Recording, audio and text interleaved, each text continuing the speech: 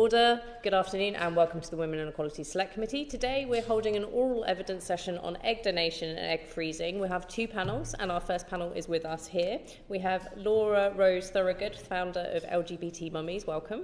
And down the line we have Dr. Diane Tober, Associate Professor and Medical Anthropologist at the University of Alabama. Thank you and welcome both of you to Parliament. I'm going to hand over to Nia. Thank you very much indeed, Chair, and Laura Rose, good to welcome you here, see you again. We'd like to just start with some very general points, really, to start with whether the current regulations in the UK really do provide the necessary protections, adequate protections for the health and well-being of the people who donate or freeze their eggs. No, under the current protections, it doesn't give women and people that want to freeze their eggs any further support psychologically. So from a point of psychological safety, there's no robust processes in place to ensure that they have to undergo a certain amount of implications counselling to address the difficulties psychologically that they may encounter now and in future, and what that looks like for them as intended parents, but also future donor children. And I think this is something that really needs to be readdressed and something that should be mandated, that is offered every time someone donates their eggs. Right. Okay, and I was wondering whether perhaps, good afternoon, Dr. Diane Tober, whether you have any comment to make about how the UK's regulatory framework for egg donation, egg freezing and safety of those donating or freezing compare internationally with obviously the experience that you have. Well, it's certainly far more regulated in a reasonable way than the United States. In the United States, as you probably are aware, we have a very commercialized, unregulated market. In Spain, also there are regulations, and in Spain they also require donor anonymity, which does not take into account the rights of donor-conceived people and donor-conceived families to have access to the identities of their donors, or for donors, for that matter, to eventually potentially get to know the children and the families conceived from their offspring or conceived from their eggs. So I think that the UK does a good job in terms of having some flexibility in terms of allowing intended parents and the children conceived from egg donation, donor-conceived people to connect with their donors and have information with the donors. And I do also think that there could be potentially more counseling involved for donors prior to donation about the potential long-term impacts on their well-being, especially in light of the ancestry testing and the ability for donors to access their information. That's very, very helpful indeed. And perhaps if I just continue with a couple of questions for you at the moment. There is some existing research on the long-term safety of IVF, which involves the same egg collection procedure, obviously, as freezing and donating. But given that is the case, is it necessary to conduct research on the safety of egg donation and freezing specifically? And if so, could you explain why you feel that's the case? Absolutely. And this is something that has been driving sort of my work for over a decade now. The problem is, the challenge is that egg donors and infertility patients who are seeking treatment for their own infertility are not necessarily comparable groups. Egg donors tend to be much younger. In the US, many of them are 18 to 25. I saw in the UK that the average age is about 30. They also can respond more aggressively to the hormonal stimulation protocols. I have donors in my study that have produced between 40 and 90 eggs in a single cycle. We also don't understand how different types of trigger shots, HCG, combined agonist triggers, and so on, impact donor health. So I have a lot of donors in my study, far more than would be expected, who have experienced severe ovarian hyperstimulation syndrome, whereas it's often considered that they would be a low risk group because they're not getting pregnant. So you can't really draw comparisons between fertility patients who are 30, potentially even 40 years old with compromised fertility, with egg donations who are younger, 18 to 25 or 30, chosen because of their high fertility, tend to produce high quantities of eggs and also have low BMI. They respond differently, and often they're receiving the same dosages that infertile women are receiving. So you cannot compare these two patient populations. Nia, before you go on to your next question, can I just ask a question? Diane, when it comes to the long-term safety of IVF and egg collection procedures, we talk about, you said about needing to be more research. Do we have a problem with the data? Because I understand that there are several countries that do link their data and their health records with their health organisations. In the UK, the HEFEA and the NHS do not share a database, so we struggle to find out the long-term impacts. Is there a country where this is working and it is working well and we are seeing greater information? And if not, would you recommend still that there is that link up between HFEA and NHS databases? Yes, I have not seen a single country that adequately tracks donor health immediately or over time. In the United States, for example, there are no reports that I have seen on tracking donor health outcomes, either in terms of OHSS rates, ovarian torsion rates, other kinds of complications, and so on. The challenge for doing longitudinal research is you really need to get the patient, say, from prior to their first donation cycle or their first retrieval cycle and follow them over time. I have sort of informally done that with some of the participants in my study that I followed for 10 years. And I have seen among a number of the donors in my study declines in health over time. Particularly, I've seen quite a surprising number of women who get to be 28 to 30 that are later diagnosed with low ovarian reserve. Now, we don't know if that could have happened anyway without having the longitudinal study to track that and to also look at other things like biomarkers in the blood or things that might be affecting ovarian aging. And so one of the things that I would really push for, if you have the power to do that under HFEA and in the UK, would be to really start tracking incoming donors, incoming egg freezing patients, and get that per cycle data of eggs produced per cycle, hormone protocols used, health outcomes per cycle, OHSS rates, and then start doing maybe an annual survey to check up with the donors over time for maybe up to 10 years to see if there's any differences in the donor and freezing population compared to the general population. That's something I'm trying to start doing in the United States with a prospective study that hopefully I'll get funded for. But it's something that I think really needs to be done globally, because we don't have that information, and without the information, how can you have fully informed consent? Thank you, Dan. I'll hand back to Nia. Yeah, well, that's very helpful, and obviously we recognise what you're saying in terms of the limitations of what studies that there have been. Perhaps you could tell us a little bit about what your particular research has found about the long and short-term health impacts of both egg donation and freezing.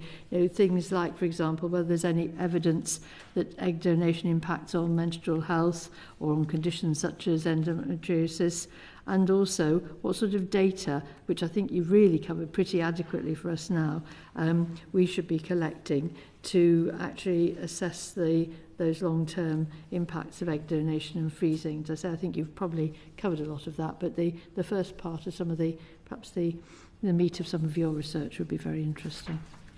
Well, let me start off by saying that when I went in to start conducting research with egg donors, I did not have any knowledge of the kinds of conditions that they would report. I had done earlier work on sperm donation and never saw any kinds of health issues among sperm donors, and I was really shocked with some of the very first interviews I conducted about some of the things that donors had experienced. Again, in the U.S. market, which could be potentially different than the UK market. But that said, some of the conditions that kept coming up over and over again were not, the ovarian hyperstimulation syndrome, severe forms of that, were things like endometriosis they did not have any symptoms of before. So we don't know if, for example, ovarian stimulation causes endometriosis. I probably don't think it does. But if somebody has a condition that's dormant in their body, it could potentially wake it up, because endometriosis is an estrogen-dependent kinds of condition. Other kinds of complications that have been reported frequently among egg donors were menstrual changes that did not resolve within a few months, hormonal fluctuations. I've heard a lot of donors report to me things like thyroid conditions that they didn't have before. And again, this is, in the survey data, and again, you can't tell for sure if it's a causal connection or if it's something that would have happened anyway. But I think that the data that I've collected is enough to at least raise the issue as to this is something that needs to be looked at. Another thing that I've seen quite frequently, especially in the US, is donors with PCOS. Now, polycystic ovarian syndrome, women with that condition tend to produce a high quantity of eggs. And so when I'm seeing a donor who's producing 35, 40, 50, even as high as 90 eggs in a single cycle, I'm pretty much attuned to the idea that she probably has PCOS, right? And maybe knows it and maybe doesn't know it. Well, in the beginning of a donor screening process, the physician can conduct what's called a test for the resting antral follicle count using a transvaginal ultrasound. So they have a pretty good idea about how many eggs she's going to produce prior to the hormonal stimulation. Then what they can choose to do is to reduce the dosages of the hormonal stimulation to retrieve maybe about 20 of those 50 eggs. But what I'm seeing, especially with the egg banking model, is a drive to produce or to retrieve as many eggs as possible and try to mitigate the risks to the donor, which sometimes happens and sometimes does not. So in terms of the conditions, I've seen, ovarian torsion, not as much as not that much. I've seen critical and severe ovarian hyperstimulation syndrome far more than would be expected. I've seen donors that were asymptomatic prior to donation end up by the third donation having endometriosis all over their body and then being diagnosed with their own infertility. So those are the things that cause me concern that I looked at prospectively so we can get a better idea as to whether there is a causal connection or not. Thank you. Thank you very much. Nia, did you have a question? I've just got one question. Yeah, Rebecca. Another question for Dr. Diane Tober. Thank you very much for your written evidence. I found that really helpful and interesting. And the things that really jumped out at me were on the OHSS. You said that quite often a 1% rate is advised, but actually in some of the studies you've done, you've seen sort of 39% for moderate OHSS. And you flagged the diminished ovarian reserve, which you've also just mentioned, but also potential cancer risk as well. I was just wondering if you could talk a little bit more about those studies, whether there are any other studies as well out there, other people that are finding the same things that you are, and what your thoughts are on the need for more long-term health studies to properly understand this. Okay. So in terms of, make sure I keep that all in my head. In terms of the OHSS, I have seen there's a range of studies out there on OHSS. Some have been with donors, some have been with IVF patients. Most of those studies are based in a single clinic. So they only are getting the OHSS rates in their particular clinic. Now, in my data, it is highly possible that some of the people find my study because they've had a complication and they want to talk to somebody about it, or they want to report it and get that on the record somewhere. So there could be bias in my data, which is why I want to start off with a prospective study just to address that potential concern. But one of the things that's really interesting is how OHSS is calculated in some of these larger studies. Now, in many of the larger studies, OHSS is calculated on a per cycle basis, not on a per donor basis. And in the link to the paper that I published on OHSS, I do both. So if I do on a per cycle basis, say 200 some odd donors over 800 some odd cycles, that OHSS, the critical OHSS is going to drop to like 0.5%, right? Or the severe OHSS is going to drop somewhat as well. All of those percentages will drop. But if you look at per donor, because I'm interested in the woman, right? Yeah. So I'm interested, what if a person decides to donate, what is their risk factor going to be? If they do one cycle, they might get out of it okay. But if they do 6 and there's a cumulative effect, then that 1% quote goes out the door. And especially if you start tracking it by the donor rather than by the cycle. So I think it's important for these studies to compare both the donors and the per cycle rate. So that's that issue right there. The next topic was the cancer I think you get addressed.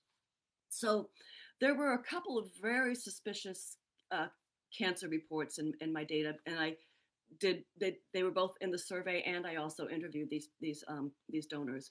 One was a donor who was 3-time donor, 25 years old, produced about 30 to 35 eggs on each donation cycle. Within about a year of her third donation cycle, she was diagnosed with a very rare form of cervical cancer, not related to HPV, which is the most common cause of cervical cancer. And her oncologist told her that kind of cancer was so rare, it would only be expected to be found in an 80 or 80 plus year old, and even then it would be considered rare. Now, her oncologist told her he thought that her egg donations had triggered her cancer. I'm not a physician, so I don't know that part. But in any case, she was told she had to have a hysterectomy. She was told she would never be able to have her own children. And she ended up having the cancer removed. She did manage to have a child, but in any case. And then there was another donor that I interviewed. She was a 10-time donor. And I've heard as high as 19 cycles in the United States, and they're not being stopped. Wow, crazy. So this was a 10-time donor. She had found a lump in her breast around cycle 8, and she was about 26, 27 at the time. The doctor who was doing the egg donations told her, "Oh, don't worry about it, you'll be fine." Sent her for a mammogram, that came back clear. And anyway, about a year later, she found out she had stage 4 invasive carcinoma of the breast, and it was also an estrogen positive type. So she feels that the excess estrogen from the donations likely triggered her breast cancer. When she was put on estrogen suppressors and then eventually given a hysterectomy, her cancer, she went into remission, and she's still in remission, but she has no uterus, she has no ovaries, and she cannot have any kind of estrogen in her body whatsoever. So she's now at greater risk for things like osteoporosis and cardiac problems. And again, she had no children. So what concerns me is when you have, 20-year-olds, 25-year-olds, 18-year-olds. I've had a 16-year-old that are going through these processes without being fully informed, have no eggs set aside for themselves, and end up with a problem at 25, and then can't have their own children. So I'll stop there, and then if you have more questions on that, I'll Thank you very much.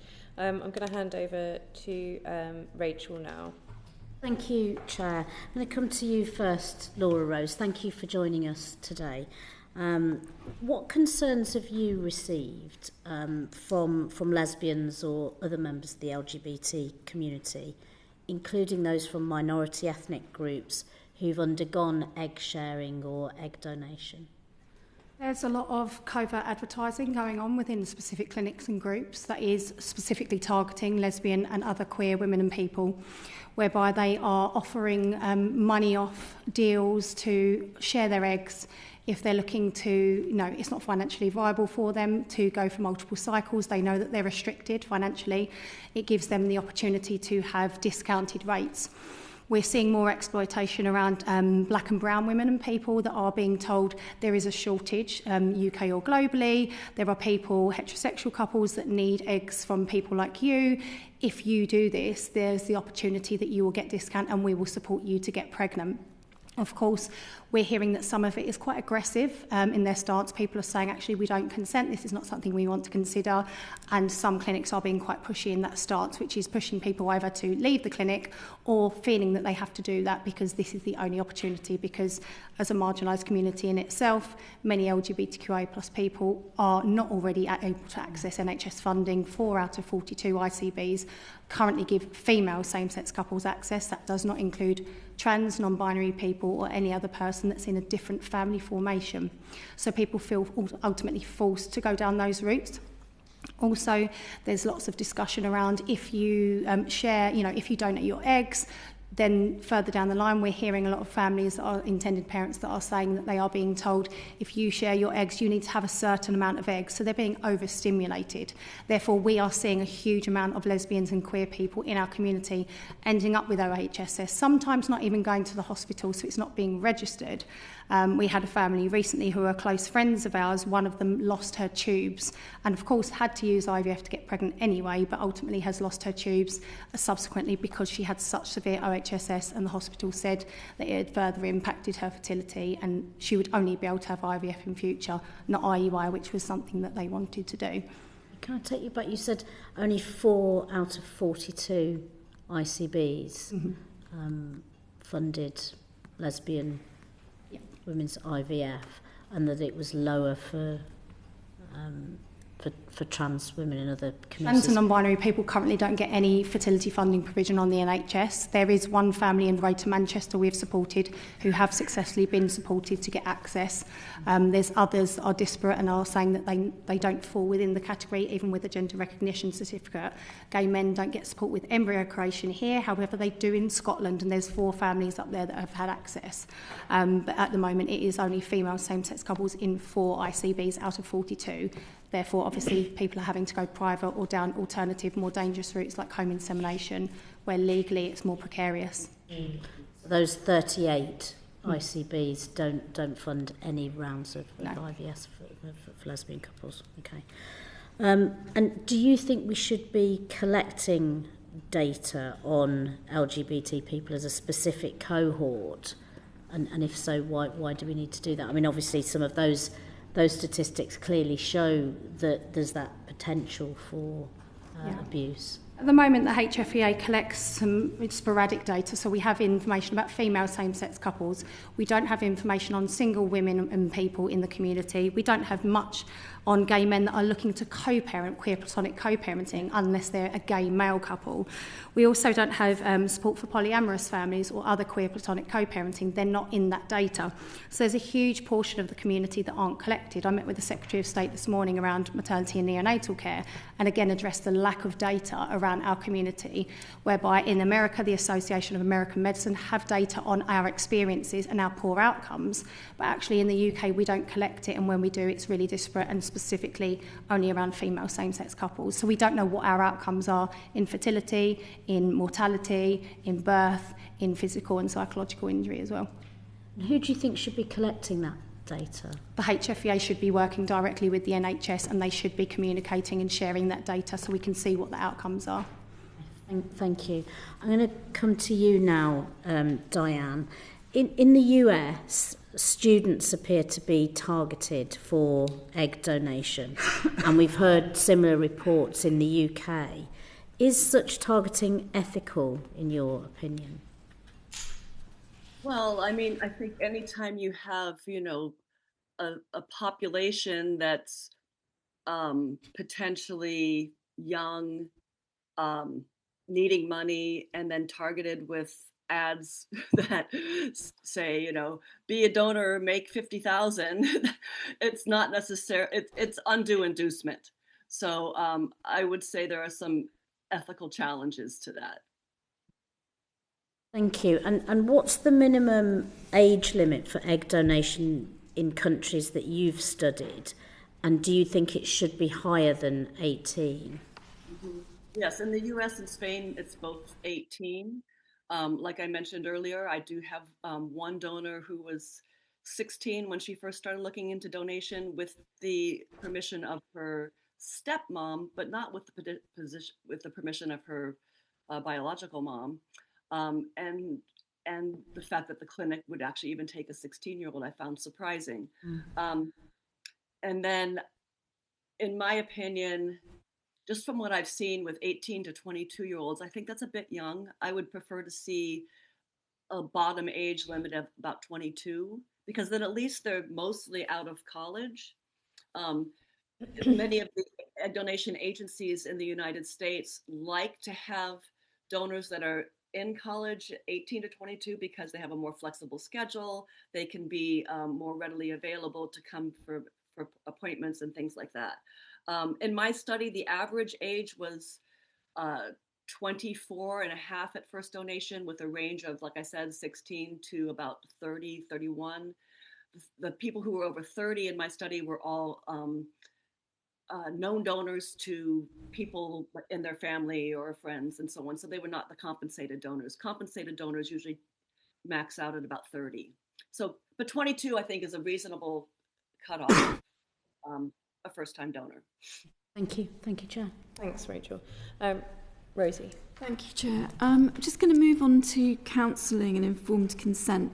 And Laura Rose, in your written evidence to us, you state that you think there should be a minimum of 3 counselling sessions prior to donation and 2 prior to egg freezing. Can you just explain to us a bit more about your thinking on that?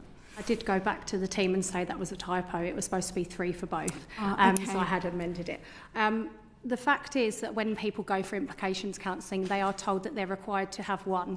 One's not enough. 1 does not cover the complexities of the difficulties that you may experience psychologically, physically, the considerations you need to consider for any future donor-conceived child, what that future looks like when they will come knocking at the door, what that relationship may look like for you, but what that may look like for them, and also the recipient parents that are the parents of that child. 3 seems appropriate to start off with, so 3 should be appropriately mandated. So the first one is looking at what does that look like for you physically, psychologically, what is the impact? The second one is talking through what are the legalities, when can that child reach out, what does that look like for you? And thirdly, what are your fears, what are your hopes? And we have to consider the future of those donor-conceived children and take real time to consider, are you right to be an egg donor? Because ultimately that child or those future adults deserve the right to reach out to you as their biological other genetic parent to potentially reach out. But in the UK, we have a right to information, not right to contact. I think there really needs to be a true conversation around, if you're really willing to donate, are you willing to have the responsibility knowing that there may be a future open door, and that should be appropriately opened, really. Thank you. That was a really good answer, actually. Because do you agree with campaign groups like Surrogacy Concern and Stop Surrogacy Now? Because they're saying that there should be somebody who's completely independent from the clinics and the banks that has training in genetic counselling and those particular things that you just mentioned. 100%. I mean, I'm absolutely all for egg donation and supporting families through that. I used a sperm donor to create my 4 children with my wife. But I ultimately think it's such a huge life-changing decision, and you've got to be really committed. I do think independence is required. We work directly with expert Julianne Boutaleb at Parenthood in Mind, and she talks consistently about the complexities of egg donation and what that looks like, not just now in the present, but in the future, and how that impact you not only now, but psychologically later down the line. Intent can change. People do change their mind. There are women and people that have sperm donation, for example, and they use a known donor, and later down the line we see and support families where intent changes.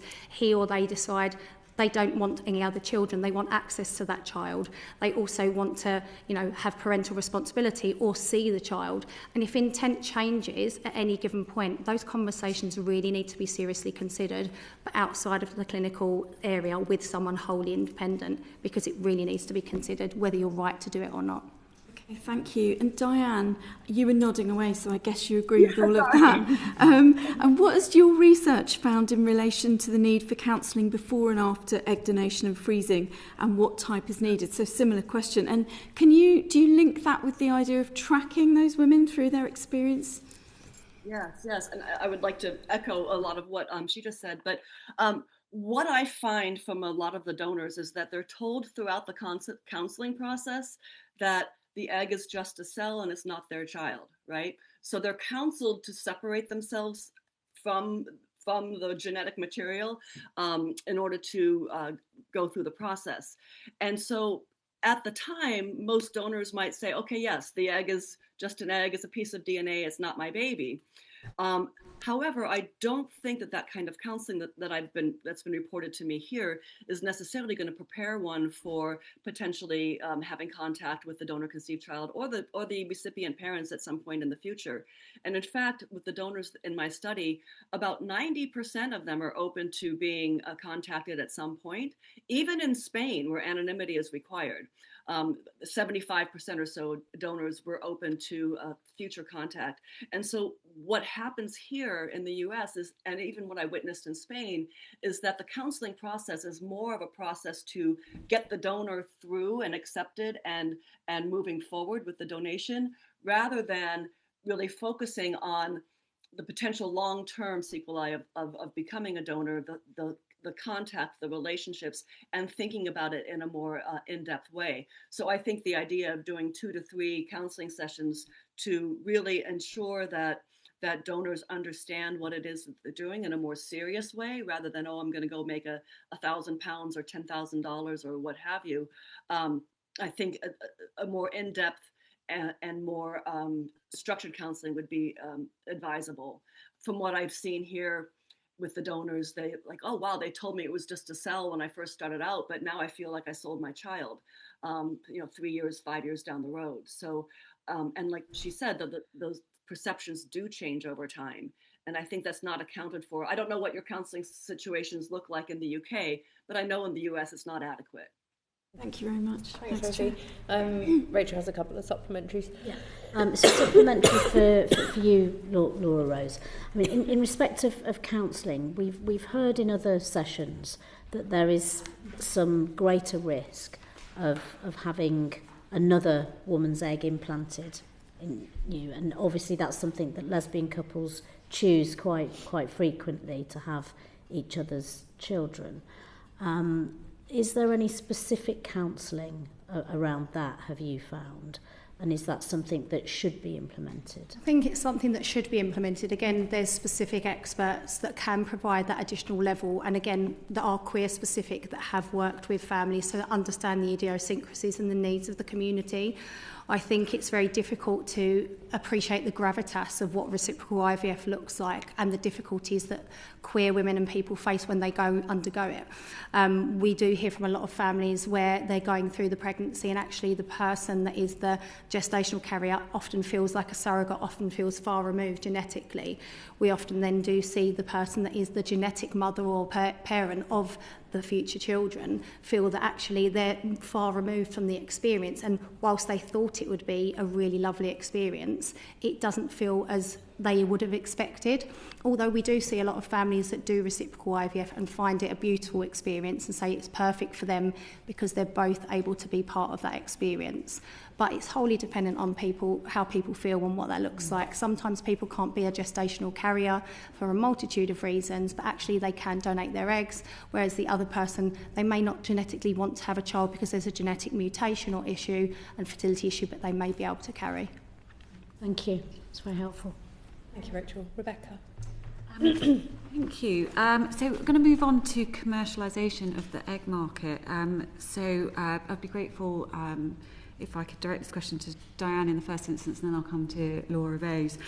So just wanting your perspective really on whether you've seen any evidence of exploitation in the egg donation industry, and very interested in your thoughts specifically on the risks that you may or may not have seen in the UK, or things that we need to be aware of. For Diane.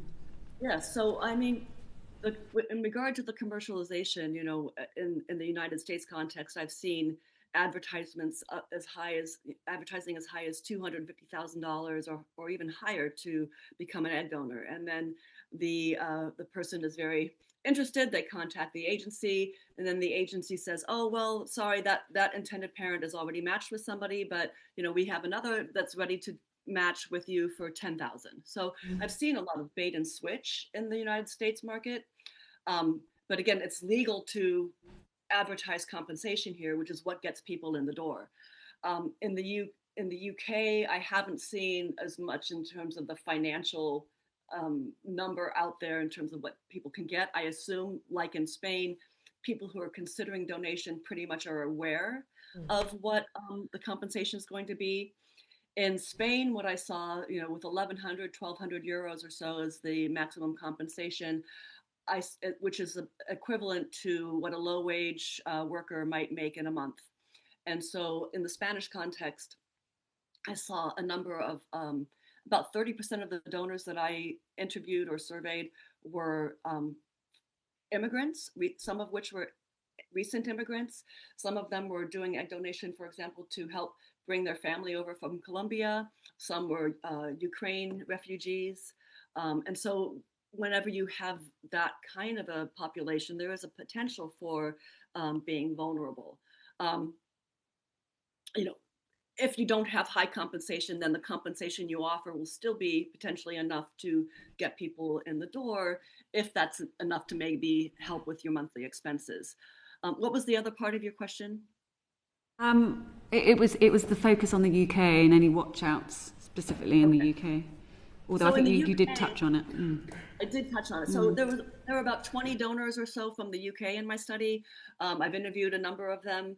2 of those donors actually left the UK and donated in the United States. So that for $8,000, $10,000, $12,000, $15,000 per cycle. One of them only did 1 cycle. And then a couple of the donors in the UK that had done sort of an egg sharing were concerned that they had had too many eggs taken, and that it caused them to get an OHSS because they were sharing eggs rather than using, just being a donor.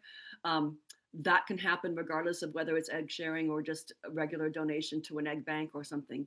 So I haven't seen, in terms of the population, I don't know the UK population, the demographics, as well as I do US and Spain. So in terms of who becomes a donor, but I have not personally seen much in the way of exploitation in the UK context. I have seen things that could be considered to be exploitative in the US and in Spain as well. Thank you. And same question to Laura Rose. Again, because we work globally, we deal with a lot of families over in the US, so completely appreciate what Dr. Diane is saying around the advertising is quite aggressive, but also quite crude. You see social media posts saying, look at how many handbags you can buy. You can get 48k for your eggs. So it's really exploitative and really aggressive. Whereas over here, because egg donation is altruistic and you only get for your expenses, which of course has gone up, people are doing it for the right reasons, which I think is totally appropriate. But also the gravitas of giving someone something so crucial and important, like I said, with the psychological safety, has to be taken into account. I think a lot of the difficulties in the UK is being done in a more covert way within clinical groups. It's conversational, it's very verbal. It's looking at, obviously, discounts. It's looking at those conversations that have when you're starting at preconception around what your journey is going to look like. It's not advertising in such a brash and aggressive way, because I don't think that would probably fly over here because it's not compensated. Thank you.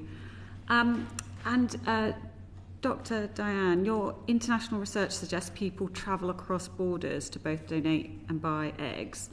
What risks does this present, and what measures are required to mitigate against those? Yeah, that's a tough question. I've seen, for example, in my study, I had one donor from Los Angeles who traveled to Thailand to donate eggs to a couple from Spain. And in Thailand, she ended up having extreme pain, extreme bloating post-donation. When she was waking up from surgery, I actually even have a video of her. She was screaming that she felt like she was being stabbed in the ovaries. And so the challenge with the cross-border travel for providing eggs is that, there's a 22-year-old woman in Thailand who doesn't speak the language, who's having a medical crisis, and there's nobody really to care for her adequately in the global context and make sure she gets home safely. So there's also been a number of reports of, a more black market in human eggs, of people being trafficked from Thailand to, for example, where is it? Not Crete. My mind just went blank. But there was a recent case where a number of donors and surrogates were traveling from Thailand to another country, and it sort of blew up a big trafficking ring for donor eggs and surrogacy. There's also the case that recently came out in Los Angeles with a couple running a surrogacy agency with 20 surrogate born children in their house.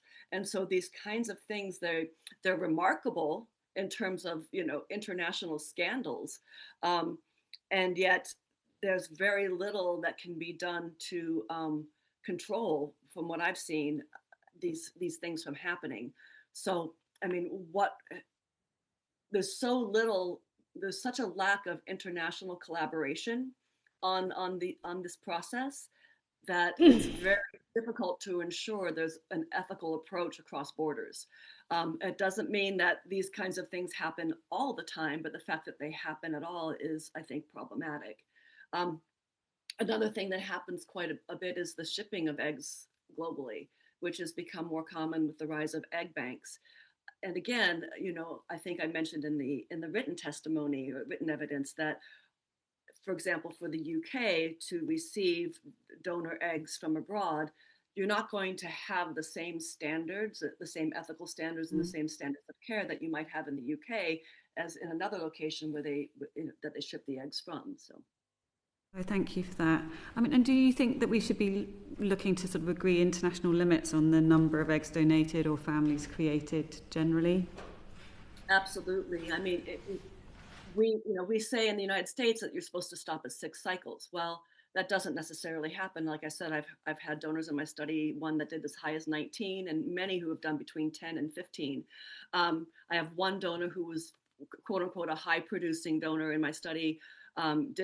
Donated eggs 6 times, produced about 50 eggs each time, and just discovered through a person at the clinic that she now has 50 offspring, throughout the world, which is quite a lot for an egg donor compared to a sperm donor. And what you have a challenge with then is consanguinity. So the idea that 2 donor conceived people might not know that the donor conceived, or might know, but they don't know that the partner is, or whatever, and they meet. And this has actually happened recently in the United States. A couple of years ago, there was a story that came out. It turned out that two high school sweethearts discovered years later that they were actually brother and sister, or at least half brother and sister biologically. So without tracking where the eggs are going and without paying attention to the family limits, you have an increased risk for these kinds of things happening. And what I saw in Spain was really interesting, because in Spain they have the law that says no more than 6 live births and no more than 6 cycles, whichever comes first. But what ends up happening in practice is that the clinics might interpret the law differently. So while one clinic says, nope, six live births and she's done, another clinic might say, oh, well, that just means 6 live births in Spain, but we can still ship the eggs to France, Italy, UK, and so on. And so the more you increase the number of potential offspring from a single donor, the more you increase the likelihood of consanguinity occurring.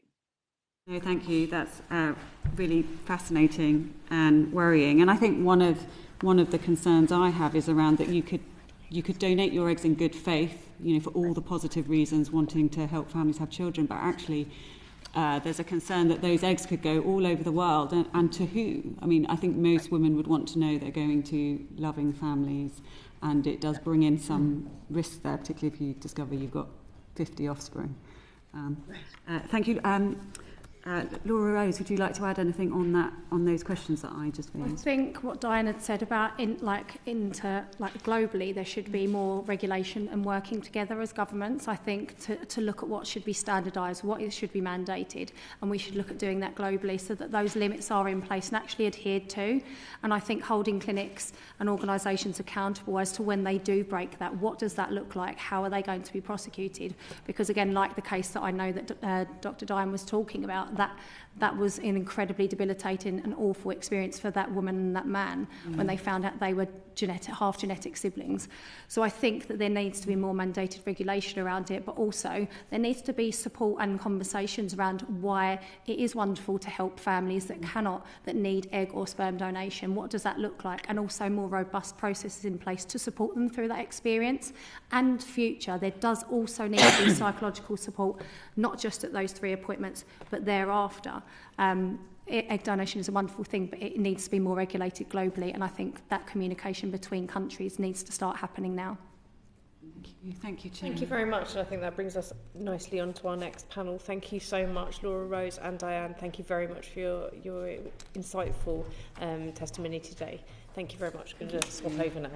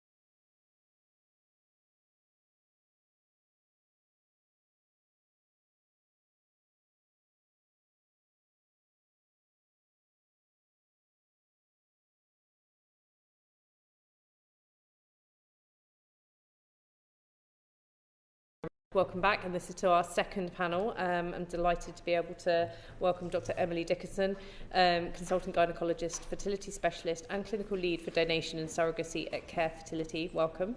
Dr. Geeta Venkat, founder and medical director of Harley Street Egg Bank and Harley Street Fertility Clinic. Welcome.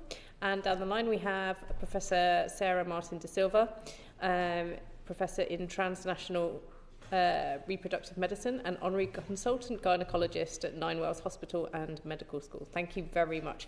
Just want to confirm, Sarah, can you hear us okay? Yes, thank you. Okay. Yes, can you hear me? Yes, we can hear you. That's fantastic. Thank you. I'm going to start on regulation. Sarah, I'll come to you first. Are you satisfied with the current regulatory landscape in the UK for both egg donation and freezing? I think you've heard from other speakers ahead of me that actually I think we should be very proud of the statutory structures that we have in place in the HFEA in terms of the fertility sector.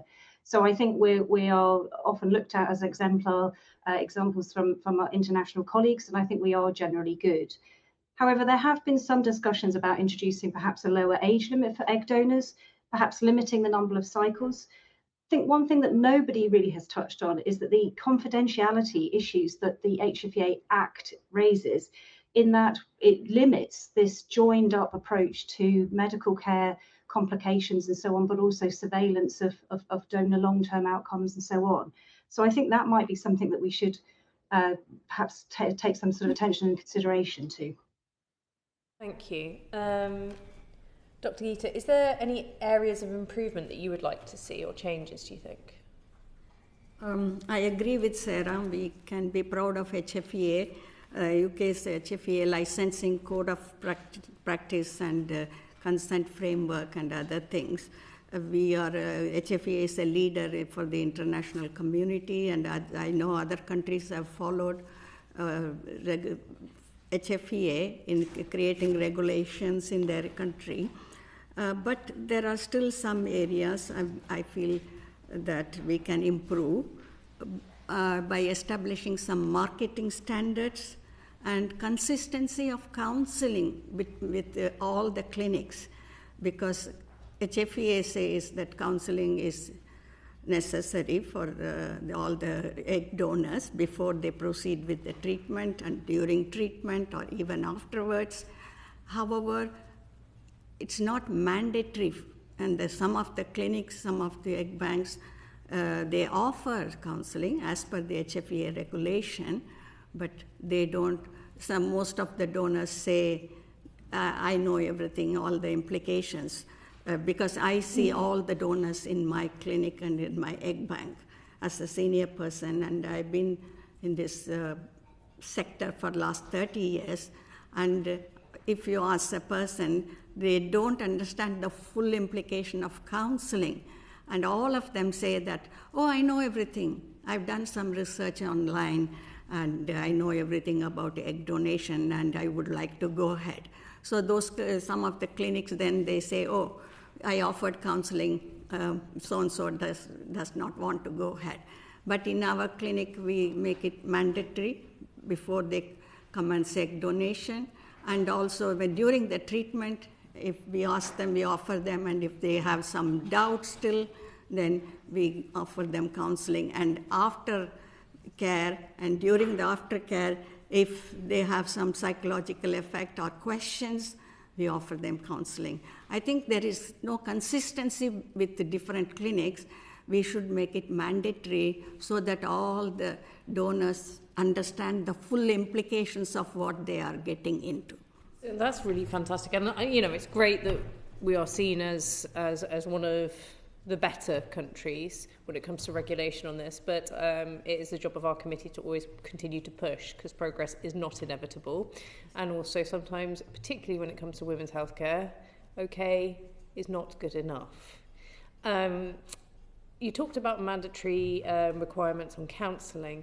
Is it mandatory for clinics right now to report the drugs and the treatments that are given during their time under your care? And if so, who to? Yes, it is mandatory for the clinics to write all the stimulation protocol we used for donors, freezers, and IVF patients. So we do inform the regulator about what protocol we used. Yes. And we've heard in previous panels and the panel just before this about there to be a greater need for the HFEA and the NHS to share data so that they can see the long-term impacts and possible health implications, and also to better understand the patient as a whole. Would there be any resistance to that, Dr. Emily? And if so, why?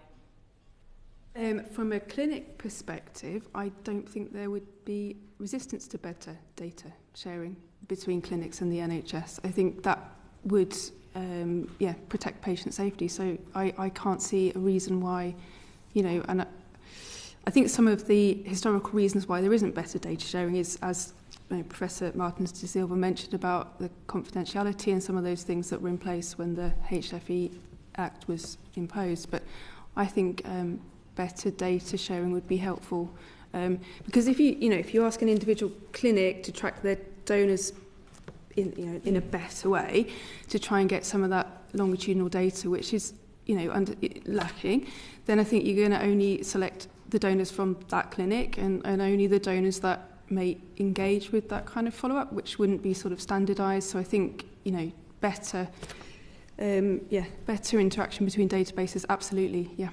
Thank you. We had a bit of a conversation about kind of minimum age earlier. I want to talk about maximum age on this. The HFEA guidance says that egg donors should be under 35, apart from exceptional circumstances. But around 15% of egg donors between 2011 and 2020 were over 36 years old, which in my head isn't old. But why is this? Well, certainly within our group, for altruistic donation, our limit is 35, so up to 36th birthday.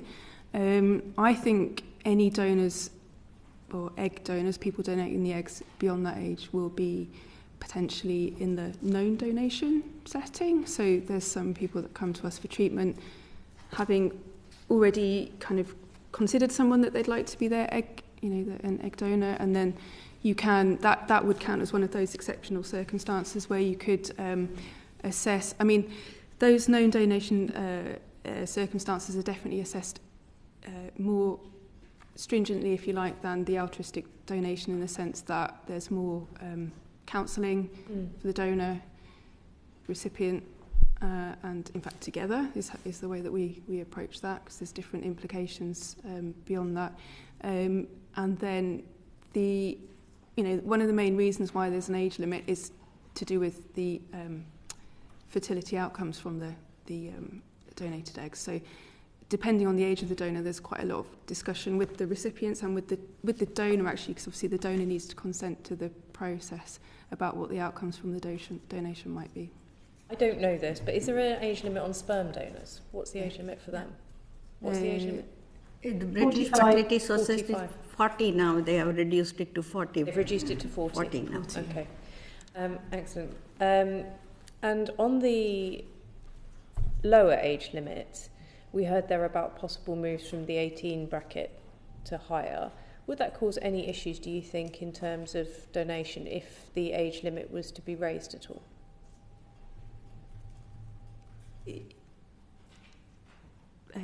I think certainly one of the issues you'll have heard in the UK is lack of people coming forward for donation, so then there may be an issue there. But I think one of the I think age limits are important, but it's also important to look at that particular donor, their autonomy, their understanding, their background. I don't think you can automatically say someone at the age of 18 or 19 couldn't potentially consent to that process. Okay, thank you. I'm just going to hand over to Christine for practices across the UK.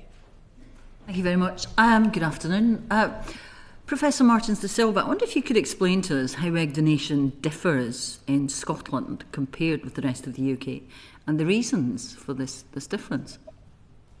Sure. So healthcare across the UK is devolved. So we have funding for the NHS that comes from the Scottish Government. Ultimately, though, the law in the UK is not devolved, and therefore all clinics in Scotland follow the same law that any other clinic in England, Wales, Northern Ireland, etc. would follow. The difference is that I guess we have slightly more joined up thinking, certainly from in Scotland, which is a big country, not as big as England and Wales, clearly, but there's only 5 clinics in the whole of our country that can see people for egg donation or egg recipient treatment. 4 of those clinics are NHS clinics and 1 is a purely private clinic. So the joined up thinking that comes is that most of the clinics are funded by the Scottish Government, and we've therefore come to an agreement. So the difference is in Scotland is that, well, one is categorically that donor expenses are not rewarded or repaid. We have a 3-cycle limit, so that people can't donate more than 3 cycles of treatment. That might be more than, you may have a donation that's split between more than one couple, but and that we mandate that all donors have to have counselling. And if they are doing known donation, that's mandated that we should be counselling the donor, but also the donor and the recipient together, because they know each other already, to make sure that we sort of set groundworks for, potential complications or expectations for parenting or child's involvement from the donor. So I think I've been slightly surprised, if I'm honest, that I thought all clinics would be not taking people forward as donation without counselling. So that's been quite a surprise and an eye-opener for me watching the previous inquiries. But I think they are the main differences. Thank you. And do you think donor recruitment is more difficult in Scotland without the compensation? I think it's difficult. I was trying to find data, and I don't know whether I can give you any data that would tell you. But as a practicing clinician, it feels like it's harder to recruit people to be egg and sperm donors. As I say, we are a big country. There's only a few clinics that you can donate at. Cost of living and all of these things, we're expecting people to travel a long distance to be seen. We're expecting people who often have young families of their own to, make childcare arrangements and so on. So I think the compensation part of it is probably the most controversial. Clearly, we do what we're instructed to do, but on a personal level, I don't think that it's fair not to compensate for expenses that potential donors encounter. Do you think that's having an impact on waiting times for people accessing treatment? I mean, it's not fair for anybody to have to wait, but that is unfortunately the reality of NHS care, whatever specialty you work in. But certainly our donation, people waiting for donated eggs is to the order of 18 months, 24 months, something like that at the moment. So it's a long time for people who need some assistance to be able to achieve their family, to be sat on a waiting list just because we don't have any donor eggs to give them. Do you think it's an area where we need more harmonisation of the regulations across the UK?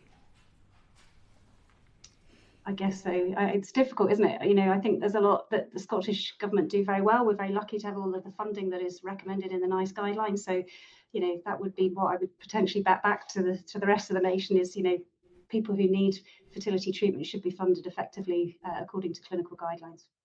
Thank you. Thank you, Christine. I'm going to come to David now on health impacts. Thank you very much. Perhaps if I can go to you firstly, Dr. Venkat. How do you record and report complications during donor cycles or egg freezing? And also, do you know how many of your patients present to A&E with complications following egg collection?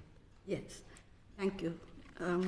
So we follow our donors very carefully, and I actually run the egg donation program in my clinic and then for the egg bank.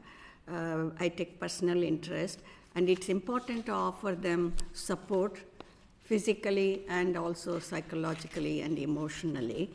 So what we do is after egg collection, we bring them for an ultrasound scan and chat with the nurse 2 days, 48 hours after the procedure. This is a general checkup to make sure they are okay physically and mentally, and they have a chat with the nurses.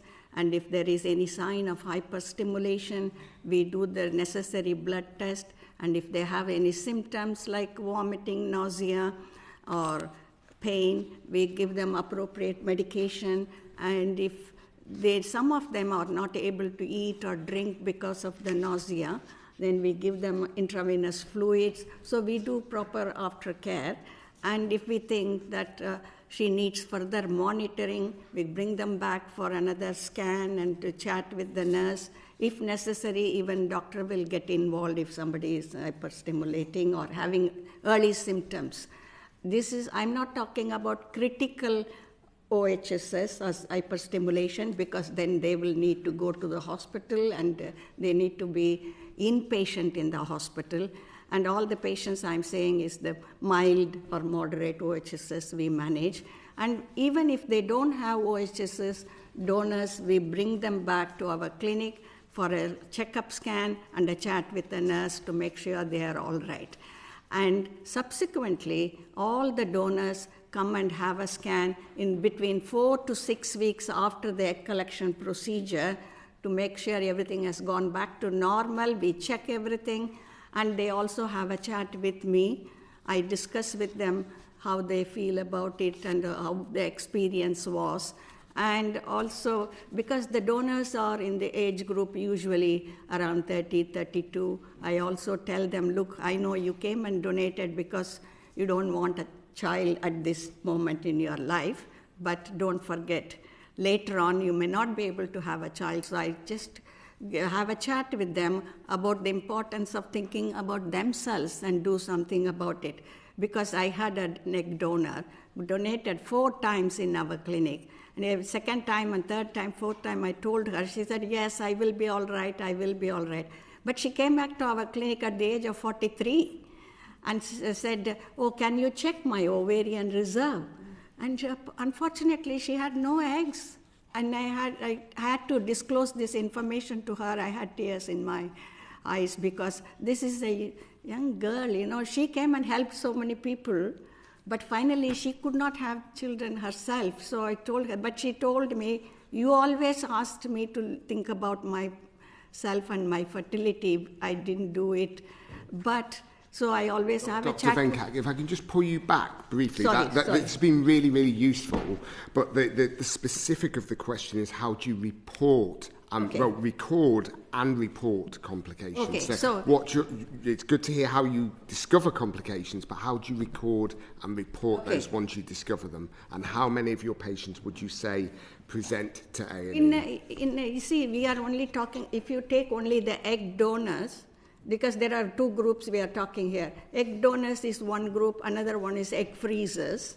Okay, egg freezers usually, if they are freezing for social reasons or to preserve fertility for future, most of them have low ovarian reserve. So in such a group, the risk of OHSS or complication is very low. Whereas in the egg donors, yes, the risk of OHSS is there. And what we do is we give them, if you have any complication and you need to go to A&E or a hospital, please inform us immediately. And we have an on-call phone, so they call the doctor immediately and say that I'm in hospital. And if somebody has been admitted to hospital, we put it as an adverse incident in our clinic. We discuss in our meetings, and we also have to inform HFEA within a limited time frame. We do that as well. So we are in control of the situation, and we follow the patients to find out how long she has been in the hospital and what happened. Was it a real diagnosis of OHSS? Or sometimes patients have pain and go, and they are discharged within, say, a few hours, saying that, oh, they gave me this painkiller, I got better. So it's not a real OHSS. But any hospital admission, we inform them, we collect information from all the patients, because we also see them after 4 weeks, and if they had been to the hospital in between, we are able to collect the data. We are not missing any admissions to the hospital or adverse event from the donors. Okay, thank you. Dr. Dickerson, is your process similar at your clinic? Similar. So I'm working across quite a large group of clinics. So we've got internal Datix reporting systems. So any donor complication or perceived complication will be reported through that system and investigated through the the structured internal policy. So we're reporting and internally investigating anything that occurs, and then obviously the HFEA stipulates which ones we need to report to them. I think this comes back a little bit to the connection between the NHS and private clinics, you know, if someone goes to A&E, their GP is alerted about an A&E attendance, but that isn't the case for the private clinics, and I think that might be helpful. The reason I think it's not necessarily a massive problem is that we've got really good continuity of care for our donors. They know that they're our, first port of call, so they'll often contact us first, and if we think they need to go to A&E because it's a complication that needs more immediate care, we'll signpost them that way, and then we'll follow them up appropriately. And we also capture them, a couple of weeks after the donation. So I don't think we will particularly miss them, but it could be improved if we definitely had more of an alert system. Do you know any data on what percentage of your patients report to A&E? Well, so for this inquiry, we had a look over the last 12 months. For egg donors, not freezing, I don't have that data. For egg donors, none of them went to A&E. Okay. And just out of interest, if a patient does report to A&E, do you think egg clinics should refund the NHS for that treatment? I think that's quite a complicated question. And that would probably speak to a broader conversation between NHS and private healthcare across the UK rather than just egg donation. I think what I would say is the evidence that we have and the published data points towards a low number of complications for egg donors and people freezing their eggs, and actually across IVF treatment as a whole. So I think we're not looking at an undue burden on the NHS for these patients.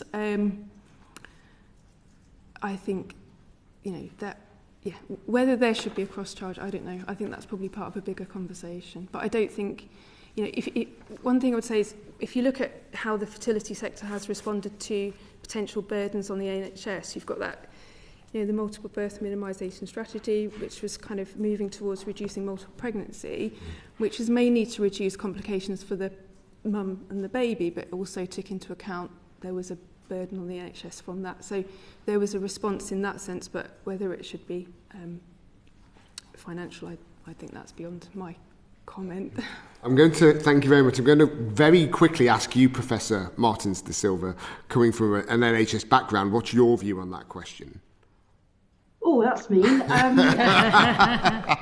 I personally think the NHS should be there to help anybody at the point of contact without financial burden. I think it's not the patient's fault that she's developed side effects and so on. And I think I personally would say probably not. But I guess what you're saying is there unscrupulous practice in private medicine that's burdening the NHS with problems, and I like Emily would say, I just don't think that there is a huge problem here in terms of the topic. We also look through our complications for our donors and again have had no A&E admissions, or actually they don't go to A&E, they contact the clinic directly, probably a bit like the egg bank. So I think probably not. Okay, thank you very much. Final question, just jumping back to you, Dr. Dickinson, because I think you already slightly answered this, Dr. Venkat. What aftercare do you provide patients following egg donation or freezing? Yeah, so I guess the aftercare starts before the donation, because we have a great team that looks after people donating their eggs from the beginning. We've got a team that looks after people donating the eggs across all of our clinics, so they're offering that continuity of care and continuity of information provision. So they kind of establish that pretty good relationship during the assessment phase, as the person's deciding whether to go through with that. The individual clinic will take care of the donor for the specific treatment when they donate the eggs, and if there's any immediate, say, complication with the egg retrieval or concerns about ovarian hyperstimulation syndrome, then that clinic team will look after them and let the wider donation team know as well. But then, all donors are followed up with a phone call a couple of weeks after the donation from the donation team, so from people that they've had that established relationship with. And they also I mean, beyond that, we don't formally follow them up, and it would be hard to say whether that should be 6 weeks or 6 months. I think that would be really, really difficult to know whether donors would actually, or people that are donated would want that. We've got a proportion of people that do seek to come through to repeat a donation, which obviously is a different group. But I think we do capture that immediate sort of post-care, and that's what I was going to say. The donors can communicate with us quite easily, and they often do with, we've got easy sort of messaging systems where they can contact the team, and we see them coming through if they need to. Thank you. And very final question just for you, Dr. Venkat. You talked about counselling earlier and the fact that your clinic offers counselling. The HFEA has recommended that it should be mandatory for all donors and recipients to have implications counselling prior to donation, not just for counselling to be offered by clinics. Are you supportive of that recommendation? Yes, I believe in that. I think there is a lot to understand in the egg donation, because this young 20-year-old girl who is studying in a university may not understand the full implications. She knows probably she has read consulted Dr. Google and say, look, I know a few things. But does she understand after 20 years, when she meets the child, how will she feel and how will her family feel? So it is important for them to go through the details, implications, and also the risks involved in the treatment, so that she makes an informed decision to go ahead with donation. I think I fully support that.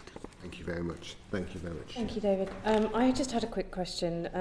Geeta, you talked about reporting to the HFEA following A&E admissions. Do any 3 of your clinics report to the HFEA only if there's been a hospital admission, or do you report complications where you have dealt with them in your clinics? Yes. If there is any other complications, sometimes it's due to anesthesia also, patients can have complication, or the procedure like bleeding sometimes. So any adverse event following a treatment or any procedure, we have an incident reporting system internally as well as to HFEA. And that includes mild to moderate adverse reactions. Yes. Is that the same for yours, Professor Sarah? Yes, we do. And because it's one of the clinical governance systems we have in our clinic internally, and whichever is important according to the HFEA guidelines, we do report the cases they want us to report. Including the mild to moderate ones? Yes. Is that the same for you, Emily? We report to the HFEA as per what data the HFEA wants us to report. We wouldn't, that wouldn't include mild, moderate, or I think I would say about reporting, incident reporting, is that it should be viewed as a positive. Yeah. We need to share that, and that's within the organisation, within any responsible, healthcare organisation, and then also to the HFEA.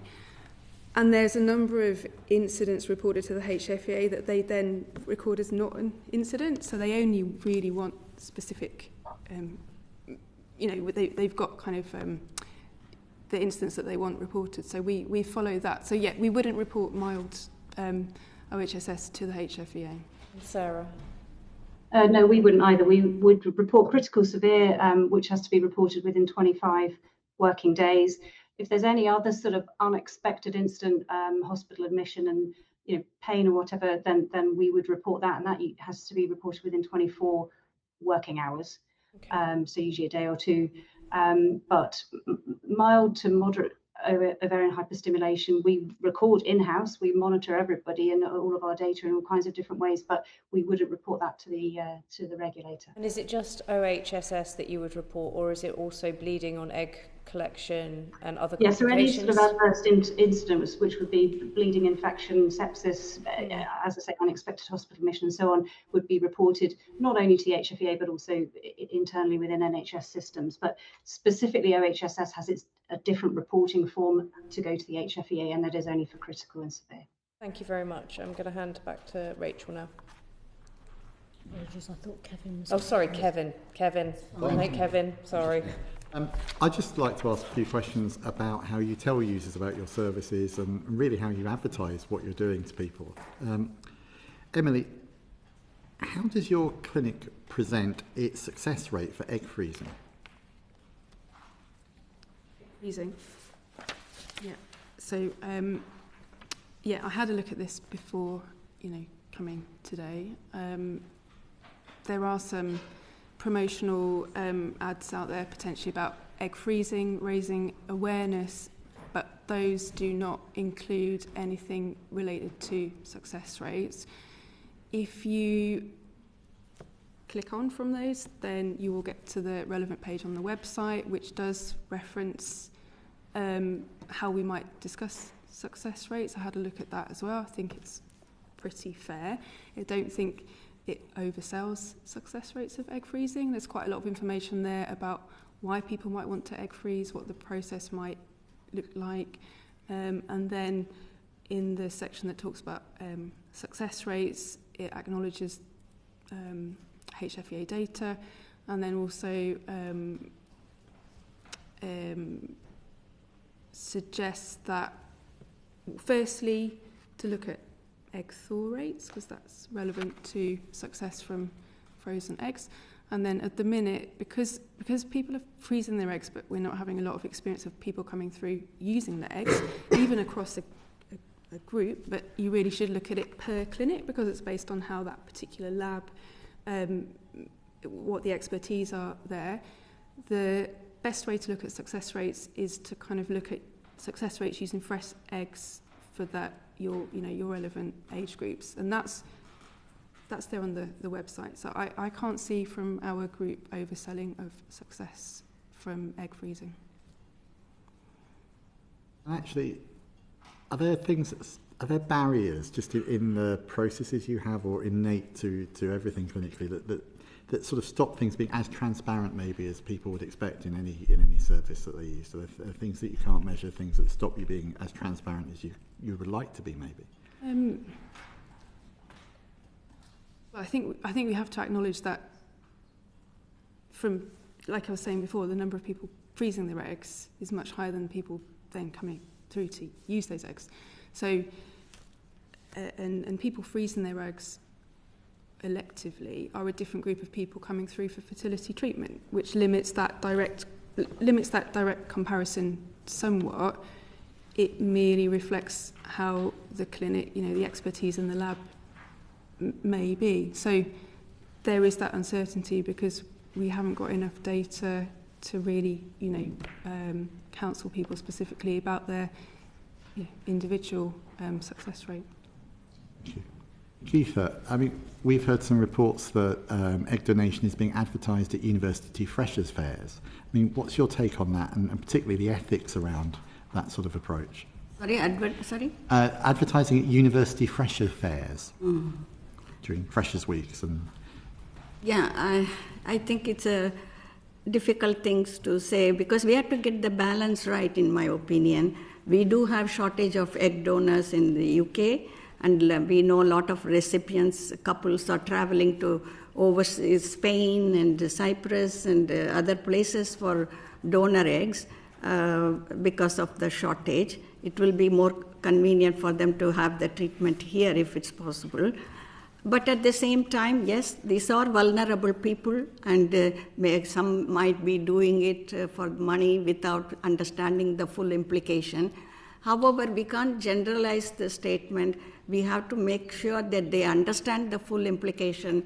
That is where the counseling with the consultants as well as the fully accredited fertility counselors who are independent from the clinic. We have a counselor working with us, but she's not part of the clinic. She's an independent. She does counseling for 2 more clinics also. So, and that kind of good quality counseling is important so that they understand all the procedure, the risks involved, and full implication of child being born, and who can contact her at the age of 18.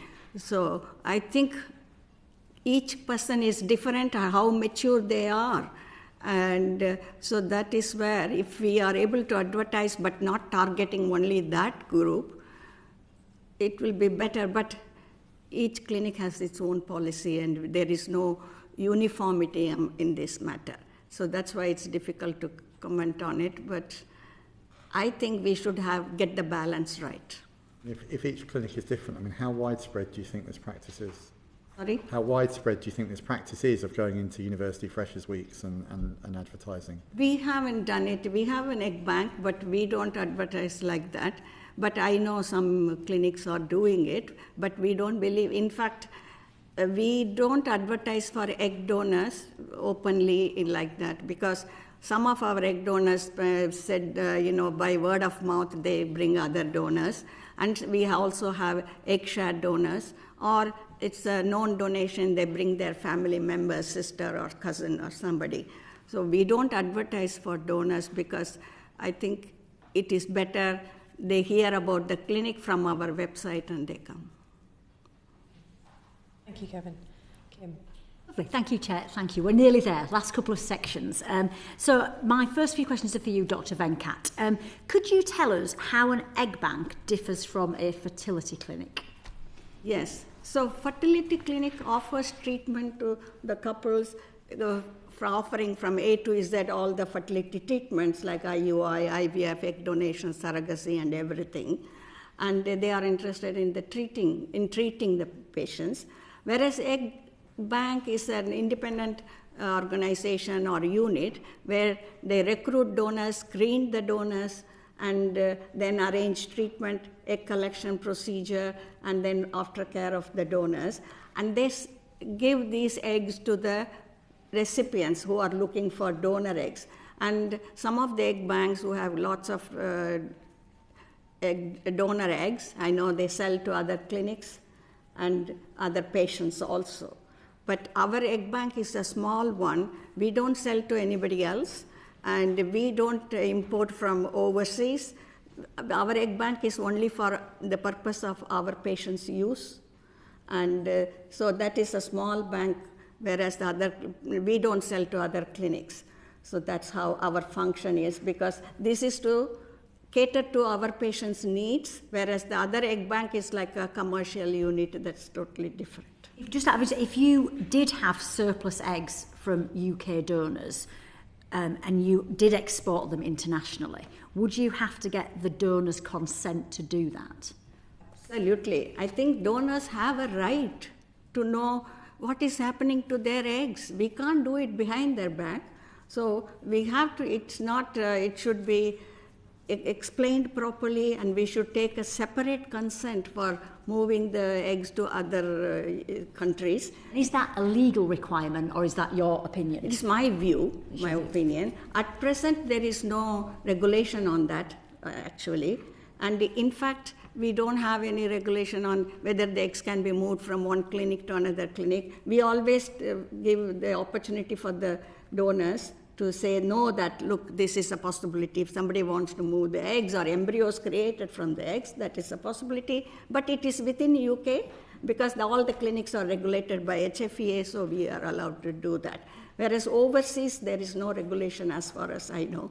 Thank you. And where do your donors come from? Do they all come from the UK or some international? Yes, UK only. We don't have international donors. We can't afford that, because if we have to pay the compensation according to HFEA, overseas donors we can't afford. And we don't get overseas donors. It's all from UK, nearby, around London. And do you know clinics where they do source eggs internationally? Are there some clinics in the UK that do source their eggs from other countries? Yes, they actually import eggs from other countries. USA, Ukraine, and so many other countries. They buy eggs in bulk and they sell it here, yes. And do you know what due diligence is done by those clinics, what they have to do ethically in terms of recruitment of the donors and the standards? Is there a legal framework around that? So it should be UK compliant. The HFEA regulation, whatever it says regarding donor recruitment here, screening here, and all the compensation offered, all should be UK compliant, so that they go through all these things with the other countries to say, how do you recruit your donor, how much compensation you pay, and do they have counselling and all the screenings according to our regulation. So they check all that. Fabulous, thank you. And Professor Martin De Silva, I could see you nodding along there. So I guess you agree with what's just been said. And are checks done on the number of families already created using eggs from the donor, if those eggs are imported? Do you know? Well, we don't import eggs internationally, and we also have a rule in our clinic that any donors we recruit, we would not allow their eggs or sperm to be exported internationally unless it was a couple who'd already had treatment that had a child, and perhaps they now moved to, I don't know, France, and then they wanted to take embryos or eggs or sperm for further treatment with the same donor. So we don't have that kind of concept of imports and exports of donor eggs. The thing I was kind of nodding along to was when we were talking there about whatever country or jurisdiction the egg donor has donated in has to match the UK statutory framework. So in Spain, for example, there's an anonymity. You can't ever find out who that donor would be, which our law doesn't allow. Our laws allows for when donor conceived children reach the age of 18 that they can potentially find out contact details or potentially even get in contact with that donor. So we wouldn't be able to, when we apply for a certificate from the HFEA, we wouldn't be allowed to import those eggs from Spain if it was from an anonymised donor, for example. So it's just to sort of really clarify that kind of matches up with what happens overseas, but we don't import eggs. Right, brilliant, that's great, thank you very much. We're going to talk a little bit now about costs, and I'm going to come to you, Dr. Dickerson, if I can. For egg freezing, do your clinics present full costings, including the add-ons and the ongoing storage fees, before a patient commits? Do you do that up front? Certainly before a patient commits, yeah. And again, I've had a look through. We've actually done quite a lot of work on trying to make the costings transparent on the website. So before someone approaches us or makes appointments or arranges any investigations, I think obviously people in the UK are generally not used to paying for their own healthcare, paying for their own treatment, so it can be really difficult to navigate. Fertility treatment is quite complex as well in terms of what treatments are added. Or offered, sorry, and there's been quite a lot of work into trying to make that clear as per which of our clinics you come to, what the costing might be. It's slightly separated into consultation cost, tests, pre-treatment tests, screening, infection screening, the treatment cost, which does include, just to make the point, all our offered counselling, and then the storage cost is referenced, and there's a separate medication cost. Then once the once the consultation has been had with the doctor, then a full sort of itemised cost will be sent through, including the cost of medication for that particular person, because that would depend on the results and things, and then that will be certainly. And in terms of add-ons for egg freezing, I don't think there really are. The things to consider are ongoing storage costs, whether or not you may need another cycle, if you or may want to consider another cycle of egg donation, and then you may need to repeat things like screening, viral screening, and so on, and then there should be a discussion around what your potential treatment costs might look like down the line, but you can't really itemise that fully, because if that's 10 years down the line, no one will be able to, but a reference towards that. And is there any evidence that people withdraw from the treatment once they've seen the full costs? I don't think we would have that data. We do look at what we call conversion to treatment, so we look at people coming through and then looking at the people that don't go to treatment, but I'm not sure for people that are looking to freeze their eggs whether we would know specifically, they didn't go ahead because of the cost, because some of them may not go ahead for other reasons. They may decide to get pregnant instead. They may not want to freeze eggs because the results of the fertility checks weren't as they hoped. So there's lots of different reasons for that, but I don't see that as a. And obviously, if we did think that the prices were not set right and people weren't coming through, we'd adjust that. And I think that there is potential work that's been done on that as well. But, that's really helpful, thank you. And then I'm going to come back to you, Professor Martin De Silva, if I can. In your clinic's view, how does egg sharing differ from financial compensation for egg donation? given that it provides substantial financial benefits? Yes, so it's a good question, and one that a concept, if I'm honest, I don't feel particularly comfortable with, because egg sharing is generally offered in return for a reduction in the patient's cost of treatment. So it's those that are paying for treatment, which is a small proportion of the overall population of people that we see in our clinic here in Dundee. So the issue is that we have quite good data from the HFEA looking at the chance of your own IVF treatment working is numbers dependent. So, within reason, the more eggs you get, the better. So if you're talking to somebody about halving the number of eggs, you may not halve the treatment chance of success, but you certainly will diminish their chance of treatment success, or you run the risk of stimulating them very hard so they get lots and lots of eggs and therefore run into problems with side effects, hyperstimulation, all the things that we've discussed already. So as a clinic, we don't offer it. I feel I ethically find it quite difficult to have that conversation with somebody for the £1,000 less for your treatment, but actually you're going to reduce the cost and you might not get enough eggs to share. I don't know. It's a very difficult one, but I think it doesn't feel like it's a very, and this is a personal opinion, by the way, it doesn't feel like it's a very fair approach for those who can't afford the fertility treatment they want to incentivize them to go into something by sharing their eggs and being a donor and reducing the risks of their own treatment success. And I don't think that conversation is open and transparent enough to those who are pitched that idea. And did you say your clinic doesn't offer egg sharing? Do No. either of your clinics offer egg sharing? We do. We offer egg sharing. And what safeguards have you got in place to make sure that egg sharing doesn't function as a financial inducement? We actually counsel them, first of all, about what is involved in the process and what discount they get from the free IVF treatment. As per the HFEA regulation, we follow it. And also, we don't overstimulate them just because they have to produce more eggs, because they are donors as well. We have to keep that in mind. So according to their ovarian reserve, whatever dose is needed as per standard management, we do that. And we tell them in case, because sometimes in the egg share, the ovarian reserve as shown by the ultrasound scan as well as the blood test with regard to anti-Mullerian hormone is good, and we recruit them as donors, but sometimes they don't produce so many eggs as we would have expected. So we counsel them from the beginning, in case they don't produce enough eggs, what will happen, what are the options they have.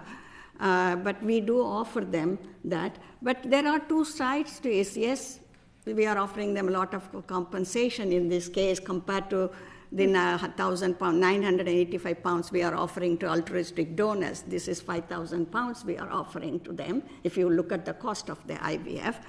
But at the same time, some of these patients, they have been refused IVF by NHS because of I'm not criticizing NHS because of lack of funds. Some health authorities don't offer, and when they can't afford so much money and funds in the private sector, I think this is an opportunity for them to have IVF. So that is the good side of the story. But other side, of course, it is egg sharing. Do they understand? Are they doing it just to get a free IVF? That is also there. So that's both sides. But we make sure they are counseled properly many times and also ask relevant questions. They understand the full implications. And we give time for them to think about it. We don't start egg sharing treatment in the same month.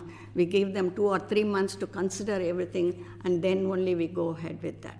That's great, thank you. And Dr. Dickinson, does your clinic do egg sharing? Not at the moment, no. Okay.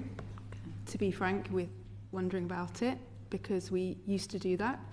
I'm talking pre-2020, and then we are thinking about it because, we are not having enough donors. So we're wondering about how we may introduce that. But at the moment, no, we don't. So I couldn't really comment on that at the moment. So, Yeah, that's fine. Fabulous. Thank you. And final sort of couple of questions, which kind of feeds into the conversation, I suppose, we've just had. Private equity is increasingly interested in the fertility sector. And what do you think it is that makes this sector so attractive to private equity investment? And are there any signs of costs being inflated to pressure people into egg sharing? Is this an area of concern for you? I'll start with you, Emily, if that's all right. Yeah, and I'm obviously not a business person, so I can't comment too much about private equity. Although I think there are things there whereby it's a growth area, so private equity will be interested in that. There's also we're a large group of clinics. There's opportunity to grow clinic groups, which is possibly another reason.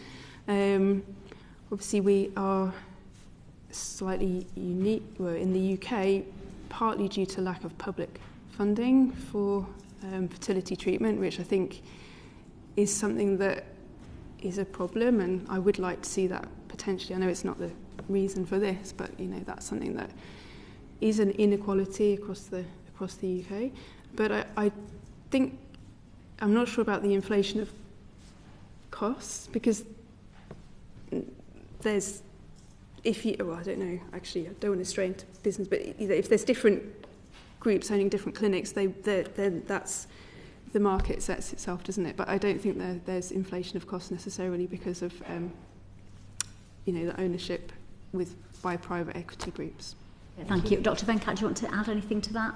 In terms of I think people think there is a lot of money to be made in IVF sector. That's why I think there is interest from the venture capitalists and equity groups. But as long as they maintain transparency, patient care, it is not a problem, because it should not be profit driven. But in private sector, there are two types of clinics. Like my clinic is a small clinic which I set up, and it's not profit driven, it is more concentrated. We focus on patient care and good success rate, this kind of thing. Whereas large clinics, it's different. As long as they manage the patients well, but they are usually profit driven. That's my view. I don't know, but as long as there is transparency, clinical governance, and all the processes are in place, there is nothing wrong with that. Brilliant. Thank you very much. Thank you. Thank you, Kim. Christine, did you have another question? Yes, very briefly, and I think Professor Martins de Silva might actually have covered this, and I don't ask this question with any judgment or in any pejorative way in mind, but when we were talking about egg sharing, and you mentioned that it might incentivise, you were uncomfortable with it ethically, it might incentivise people to share eggs in order to be able to afford IVF. Would that not be precluded in Scotland anyway, if there's no compensation allowed?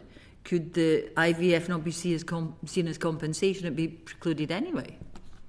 Well, I think there are clinics in Scotland that do offer egg sharing that are NHS clinics, and because it's not a financial payment, it's a reduction in the cost for treatment. I think it's perceived, clearly both of them are in some way, for good or better, some sort of compensation to the person donating. But I think it's not perceived to be in the same way. And actually, I guess the other kind of maybe get out clause is that those that are having treatment and paying for treatment, maybe we're not quite so beholden to the NHS in Scotland because they're paying for treatment rather than, do you see what I mean? It's like it's a slightly different, I don't know whether that's true or not, but it feels to me like there's two slightly different populations. Thank you. Thank you, Christine. I just had one final question around the risk of severe OHSS and how we can reduce the risk if possible. So some research has shown that the risk of severe OHSS increased with the number of trigger shots and the number of eggs produced. What can clinics do to control or mitigate that level of risk, and particularly with patient to patient? Sarah? Yes. I think, ultimately all of us are clinicians looking after these patients and clinics looking after these patients, and we want the very best for them. If you have somebody that has a successful and uneventful egg donation journey, they may well come back and donate again, which is a good thing. We have safe protocols or safer protocols, so we use gentler protocols using antagonists, and we tend to only trigger with an agonist trigger generally, so that you're not kind of exposing so much of that risk. We use AMH, we use an antral follicle count, we use various predictors of how somebody is going to respond. but they're only predictive tools. And the issue here is that, there's a huge biological variability. So you could have 3 women in their mid-20s that might respond very differently, despite the fact that their numbers on paper look very similar. So I think we do what we can to mitigate that risk. It's not in any clinic or any clinician's interest to have somebody with side effects and unwell. And certainly that's where I sit. It's very much in wanting to keep people safe. And so I think that's the main things that you would do. Okay. Thank you very much. This brings this session to a close. Thank you, Emily, Geeta and Sarah, for your expertise and your experience and sharing it with us today. Thank you very much. Order, order.